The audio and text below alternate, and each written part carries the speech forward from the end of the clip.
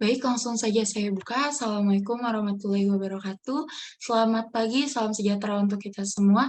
Yang terhormat Ibu Nelia Ningsih selaku dosen pengampu mata kuliah perilaku konsumen dan Kak Jalil selaku asisten dosen mata kuliah terkait. Sebelumnya izinkan saya memperkenalkan diri terlebih dahulu. Perkenalkan nama saya Danya Putri Puspitasari dengan NIM 6704202143 dari kelas MP 4401. Pada kesempatan kali ini, saya akan menyampaikan mengenai review jurnal yang sudah saya lakukan sebagai salah satu bentuk penilaian asesmen pada mata kuliah perilaku konsumen.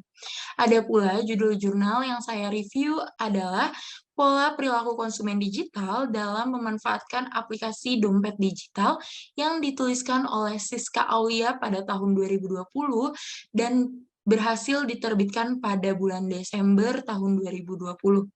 Jurnal dengan judul Pola Perilaku Konsumen Digital dalam Memanfaatkan Aplikasi Dompet Digital membahas mengenai perilaku konsumen dalam melakukan pembayaran digital pada transaksi jual-beli. Alasan utama jurnal ini dibuat adalah mengetahui pola perilaku konsumen milenial dengan pembelian yang cepat serta tidak direncanakan atau impulsive buying karena melihat promosi dan sarana pembayaran digital. Penelitian ini menggunakan metode deskriptif kualitatif dengan pendekatan literatur. Data penelitian diperoleh melalui studi pustaka dan kajian teoritis dari berbagai sumber ilmiah. Subjek penelitian merupakan pengguna dompet digital, khususnya konsumen generasi milenial. Objek penelitian penulis adalah dompet digital yang ada di Indonesia, dan hasil penelitian memperlihatkan bahwa pandemi COVID-19 memberikan peningkatan penggunaan dompet digital hingga kecenderungan konsumerisme konsumen dengan penggunaan transaksi elektronik yang lebih cocok dan efisien untuk digunakan dalam masa pandemi.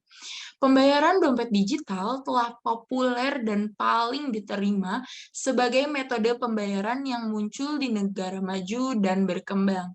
Dompet digital terus tumbuh dan mempengaruhi banyak faktor seperti peningkatan penyebaran, penetrasi seluler, inklusi keuangan, lebih nyaman, lebih cepat, dan lebih ekonomis. Di masa pandemi COVID, dompet digital semakin digunakan sebagai alat pembayaran karena tidak perlu bersentuhan dengan uang atau disebut juga sebagai cashless. Hal ini sesuai dengan anjuran kebijakan jaga jarak atau physical distancing dari World Health Organization atau WHO yang membuat banyak konsumen terinspirasi untuk melakukan aktivitas dengan kontak seminim mungkin termasuk melakukan transaksi pembayaran.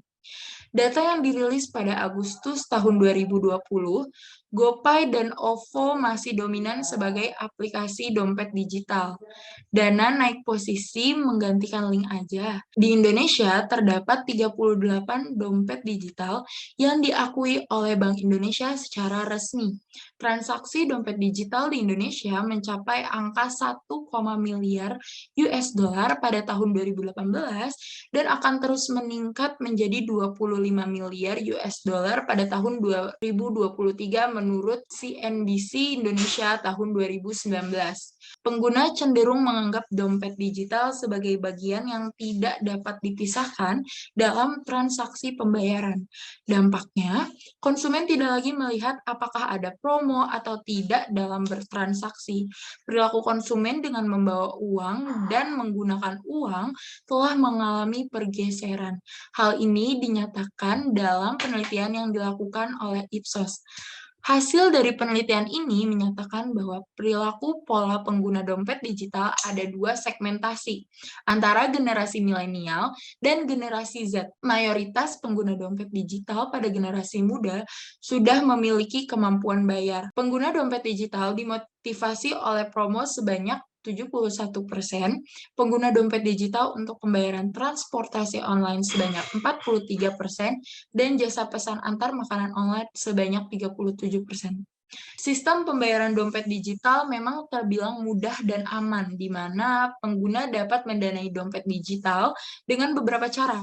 Setelah melakukan top up, pengguna dapat menggunakannya untuk membeli dan bertransaksi online, baik barang ataupun jasa. Proses pembayaran ini berbeda dengan pembayaran menggunakan kartu. Selama proses pembayaran, pengguna diautentikasi, ia memiliki akses ke fitur dan fungsi lengkap dari akun dompet digital. Nah, pada tahun 2020, masyarakat global sedang bersama-sama menghadapi wabah COVID-19 yang kemudian oleh WHO wabah ini dinyatakan sebagai perhatian internasional karena dianggap keadaan darurat bagi kesehatan masyarakat luas. Di Indonesia sendiri, kasus virus COVID-19 mengalami peningkatan yang cukup tajam. Sesuai dengan anjuran WHO untuk membatasi semua aktivitas di luar rumah, maka banyak orang yang lebih memilih untuk melakukan segala aktivitasnya dari rumah saja. Salah satunya adalah melakukan kegiatan transaksi belanja. Nah, pemerintah Indonesia sedang giat-giat mensosialisasikan bagaimana cara pembayaran tunai untuk beralih ke pembayaran elektronik. Alat pembayaran elektronik diterapkan dalam Peraturan-Peraturan Bank Indonesia Nomor 20/6 garis miring PBI garis miring 2018 tentang uang elektronik. Perubahan cara pembayaran dari tunai menjadi pembayaran elektronik cukup diterima baik nih oleh konsumen. Hal ini terbukti dengan adanya peningkatan transaksi penggunaan uang elektronik setiap tahunnya. Nah, saat ini juga tren belanja masyarakat mulai berubah. Sudah semakin banyak yang bergeser dari metode transaksi tradisional ke transaksi online. Dalam kondisi yang seperti sekarang ini pun, tingkat konsumerisme masyarakat tidak turun. Secara fisik tidak ada ruang untuk melakukan transaksi jual beli, tetapi secara daring melalui internet, ruang itu selalu ada dan terbuka lebar. Ini semua dapat terjadi dengan bantuan dari aplikasi-aplikasi jasa online dan juga dompet digital yang mereka tawarkan. Nah, adanya dompet digital ini juga memudahkan khalayak di saat pandemi, terutama untuk para generasi milenial yang pada dasarnya hampir semua melek teknologi. Tingkat konsumerisme terus meningkat karena terlalu mudahnya untuk memesan dan membeli barang. Para konsumen dapat beradaptasi cepat dengan kondisi dan situasi yang langsung beralih pada penggunaan dompet digital dari aplikasi-aplikasi jasa dan jual beli. Dengan akses yang luas melalui internet, para konsumen bahkan lebih mudah untuk mencari tahu tentang barang-barang yang ingin mereka beli, baik dari merek hingga warna. Tentu saja dompet digital jadi lebih memudahkan di era saat ini sebagai alternatif transaksi pembayaran agar tetap dapat menjaga jarak sesuai dengan anjuran pemerintah.